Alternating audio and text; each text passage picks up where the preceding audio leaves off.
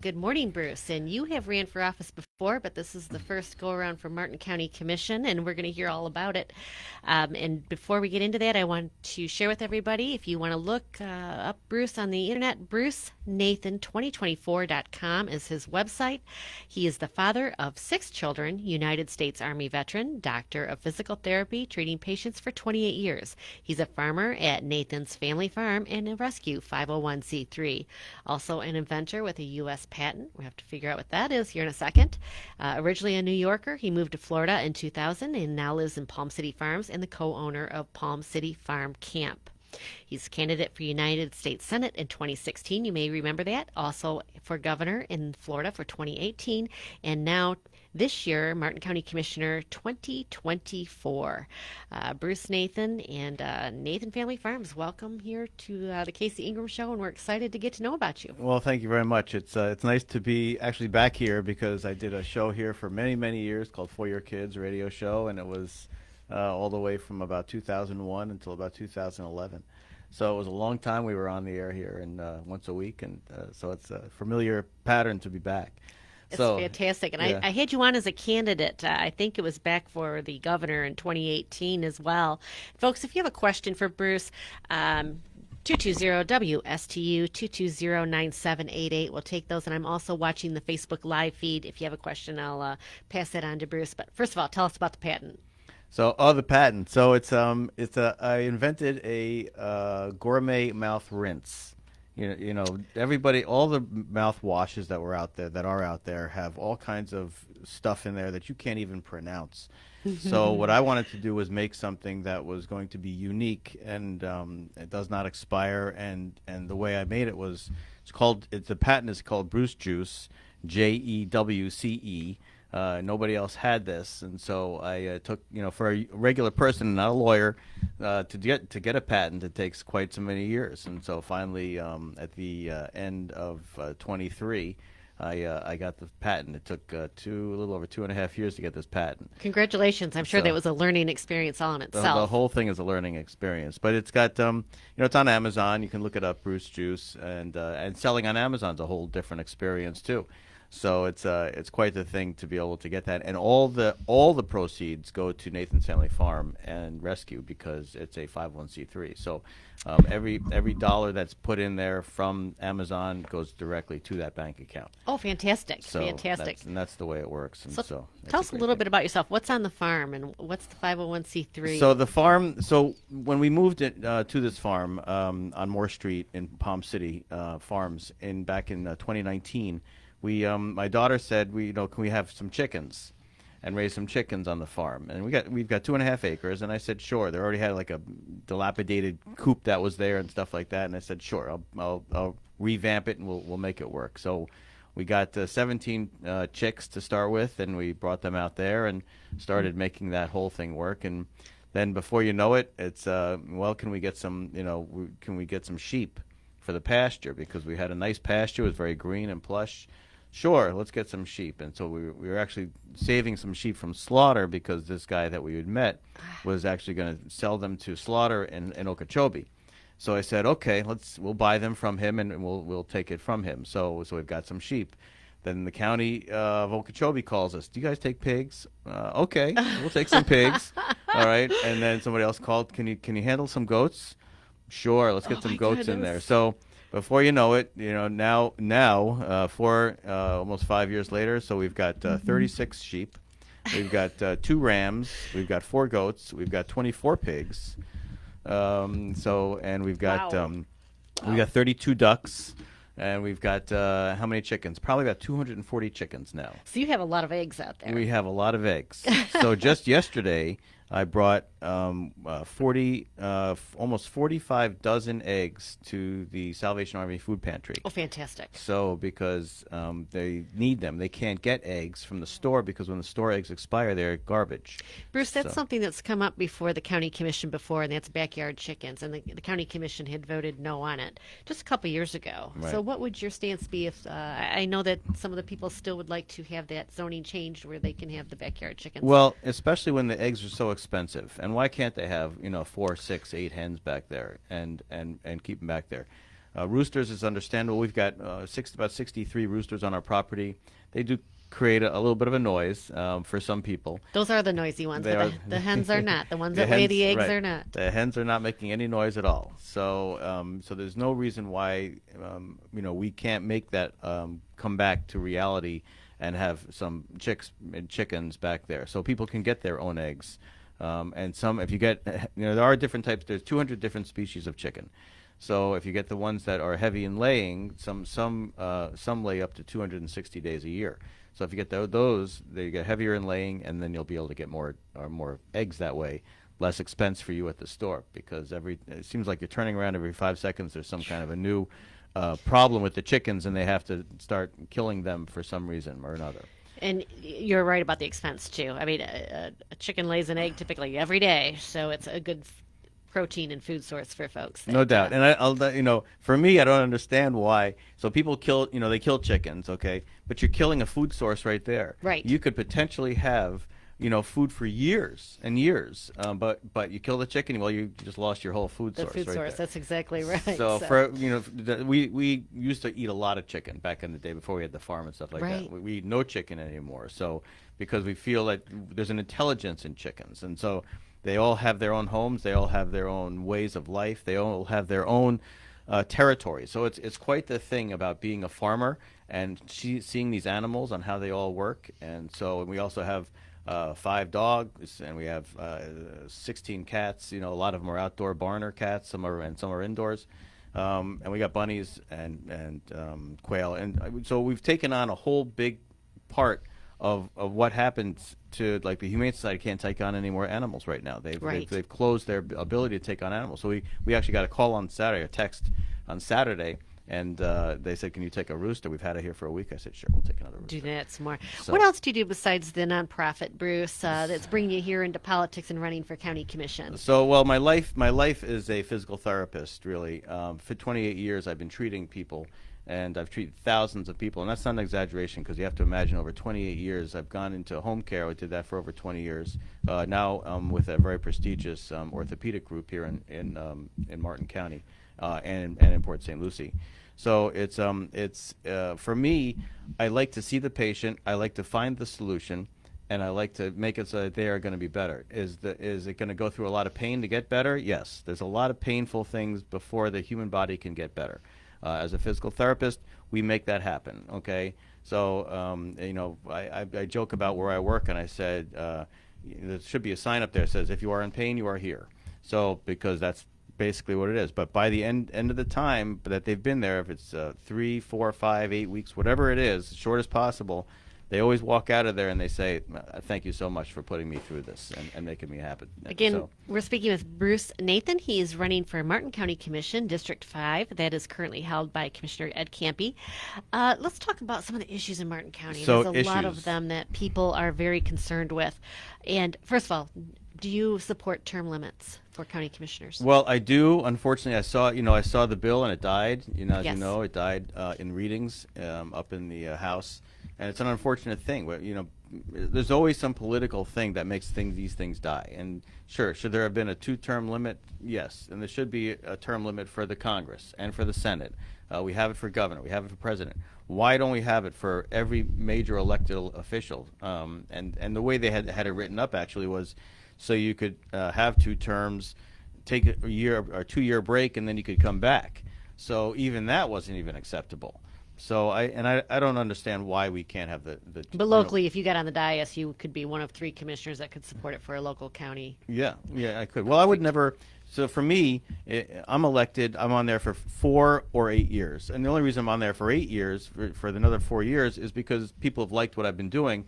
I'm not going to have to campaign that much. They should like who I am. They'll know who I am. They'll know what I've done. Right. Because the proof is in the pudding. What can you do?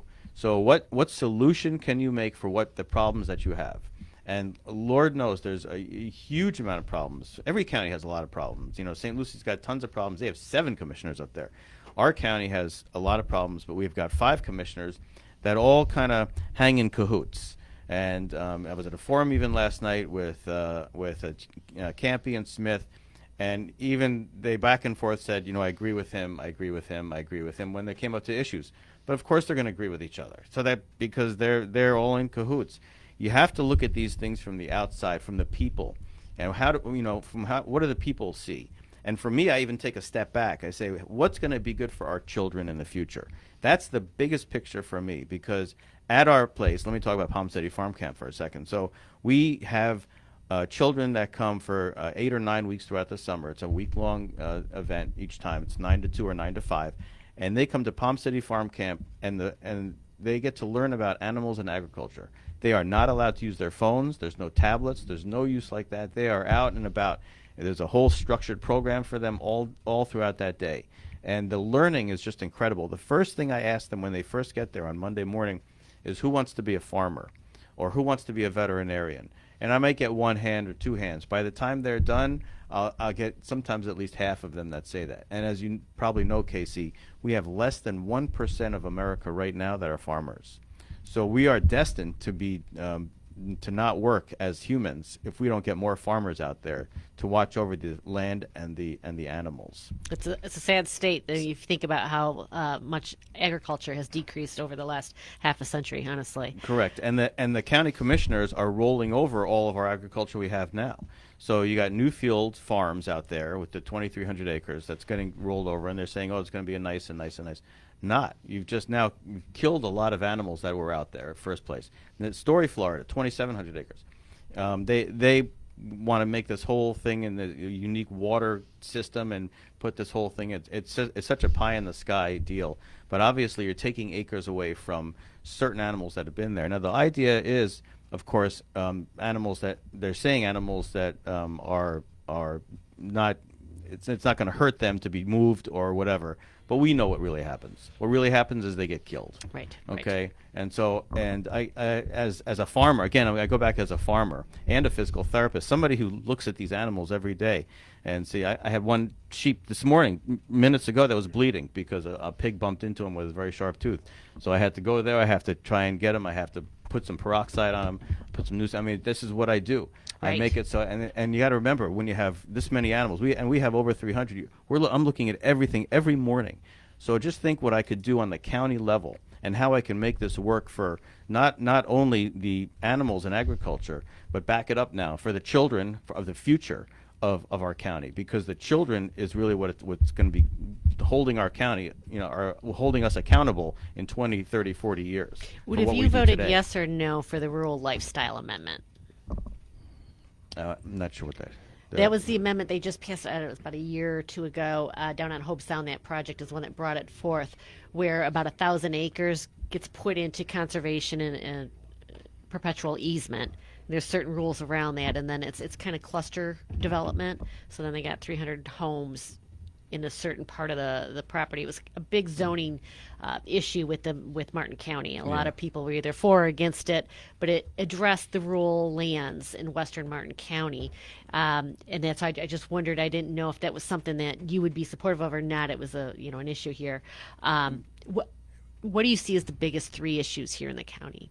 Well, first of all, we can't drive from one place to another without having so much traffic. And the traffic is because we're trying to bring in too many people all at one time.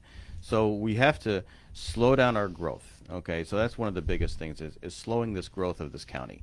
And that's why these developments, they all have to kind of put a pause or a stop.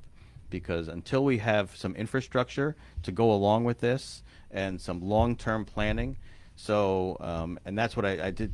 One person actually brought that up last night at a forum. Said, "What's the long-term planning on the do we have for the roads?"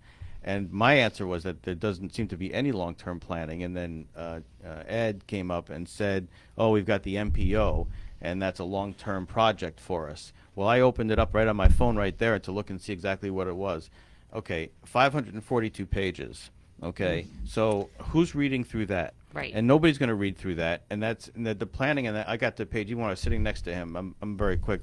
Look, I'm a doctor of physical therapy. I just got through schooling just not even a little over a year ago. So I went back to get my doctorate as a physical therapist. I didn't have to do it. I don't get any big perks or anything to get stronger there. Financially, but I wanted to do it for my brain. I love feeding the brain. I think the brain is very important. So that's why I do things in a certain way to make sure the brain keeps getting fed. But the idea is, when I've read through this whole thing, I felt like I was reading through Obamacare, because there was just things that were in there that nobody could care about, and it's never going to work. His MPO that's there, you have to have. And I talked to my wife Chrissy, who is an occupational therapist and works for Alex. I have to say that because it's a nonprofit, so Okay. this is what we do. And that's how I met her. So, but the way you need to set things up for people for easement to read things, put down your street and put down what you're planning on doing with that street in 5 years, in 10 years, and how we're going to make it work. So it becomes a logistical thing, model for their brains, for people's brains, and say, oh, I can see how this will work. Oh, I don't like this. Either way. So, and that's how you should write. If you have 542 pages there, why can't you could probably do this whole thing in 100 pages or less. You look up your street, find out what's going to happen in my street in the future, and how the infrastructure is going to work. And then we can start bringing some more people in, possibly. But not where we're going to roll over land that's needed for farms and for the animals that are out there. And so we can't kill that, because that once you kill it, it's gone forever. We never get it back. It is. It's a tough. It's a tough issue right now, Bruce. I think one thing that people were concerned about, especially with the Rural Lifestyle Amendment, is Tallahassee coming in. If we don't start preserving our own land, Tallahassee can come in, and even our 20-acre ranchettes come in and say, we need more room for people to live, so we're going to change zoning regulations to 1 unit for 5 acres instead of 1 unit 20 acres. And we kind of saw where Tallahassee did that with the Live Local Act last session, not this past one, but last year, where it took away from local control zoning regulations for commercial and multifamily projects. If it's zoned commercial, they could build multifamily on it as long as a portion of it was low-income housing. And the local governments no longer had any say. So that's a concern as a commissioner that you have to kind of deal with. How do we deal with Tallahassee trying Well, to I take think away our there's zoning? yeah, I think there's always a way to deal around Tallahassee. Look, when I ran for governor, not too many people did what I did. I ran for governor, and then I didn't make it through the primaries against Ron. And so what I did was, immediately I filed as an NPA, so I could stay on the ballot. And so because I looked up this, there's no statute against me against changing that over. So I did all kinds. So I wrote a motion. I brought it to court. I'm a physical therapist now, so I went to court. I saw a judge within a week, less than a week, within a couple of days. I saw it, but I had 3 division of election lawyers against me. Okay, so I went up against them, and the judge said, you've got a case, but you can't do anything about it right now because it's already a moot point, because we're already here, and you can't get on the ballot because it's too late to get on the ballot. Right. So I filed an appellate. I filed with the appeal court. That's not an easy thing either. You have to work at that. So, and then by the time then the election was over, and they called it a moot point, and they dismissed it. But again, it was the Tallahassee lawyers that filed the motion to dismiss, and they beat me. So, can I beat Tallahassee on a longer term basis with having more gravitas as a county commissioner? You better believe it. Tallahassee's never going to come in here and work on my county. Okay, and that's my view. I want our county to stay as our county, and the Tallahassee really has no business to be here. Just like the federal government's got no business to come to state of Florida to say what they can do ever. So, and that's how I ran as governor. So we are independent and unique as a state. We have that in the Constitution, and that's the way it should be. And that's the way it should be for our county. And everybody always backs up and says, oh, but we're not going to get state funding for this or whatever. Well, you know what? We make a lot of money in this county. The taxes are already too high, and that's another thing I bring down is these taxes. Taxes are way too high, okay? And I know a way. I have a solution to solve these taxes, take away our financial investment that's on the budget, which is $270 million. We've been in the hole forever. Nobody seems to want to chip away at that, except let's raise another tax. Let's raise the tax now. This half penny tax issue thing that they say is going to just be there for so many years. That's not going to happen. That never works like that. They once they raise taxes, they keep the taxes and they're going to go somewhere else with it. So we can't do that. That's not going to work. So I have a solution to make it so that we can not only keep our agricultural land, we can pay back that debt. I will, in my first 4 years, I'll have half that debt paid back with my solution. Half that debt, okay, without tax dollars. Can you go into your solution a little bit? We only have a couple minutes. I know. So No, I'm not. Well, it's very unique. And when I was governor, I had some people present this to me, running for governor, and they said this is going to make it work, and I would end up be working with the agricultural commissioner for that.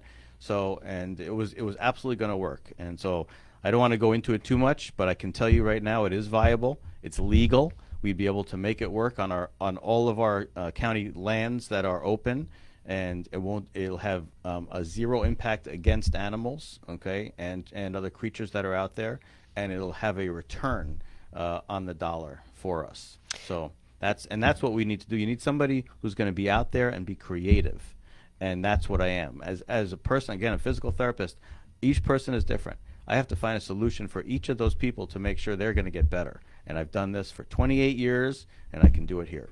Again, we're speaking with Bruce Nathan. You can look him up, brucenathan2024.com. I'm sure folks can reach out to you so they can get a little better idea of what plans you're talking about and how you see controlling the growth here in Martin County. We just got a minute left. We'll have to have you back in the studio Okay. again. So one of the important things that people should know about me real quick, that is that I am accepting no endorsements. Okay. So the only endorsement I want is for you, the voter. That's it. You, the voter, is the number one endorsement from me, and I'm accepting no campaign money. So that's it. I'm going to take my own money. I am going to pay for my own self on the ballot, and I'll put myself on the ballot and put some money towards signs, and that's it. And that's how people get to know about me. Okay, that's on YouTube videos and things like that. And that's what you have to know, because I'm going to be here for you. And yes, I am reachable. My cell phone number is on the website. You can email me, you can call me, you can text me, anything. So just while I'm seeing patient time, I don't usually get back to people for my 6 hours block of seeing patients. But aside from that, I'm always available for people to talk to. Bruce Nathan, thank you for coming in. The time went by way too quickly. Way too fast. BruceNathan2024.com. Again, once you qualify, we can come back in and hear some more about your ideas. I would love to hear some more about your thoughts of controlling the growth. That's really one of the biggest issues. Up next, we're going to have Tony Stevens with Foghat in. Bruce, it's been my... Now, here's Casey Ingram. Welcome back to the second half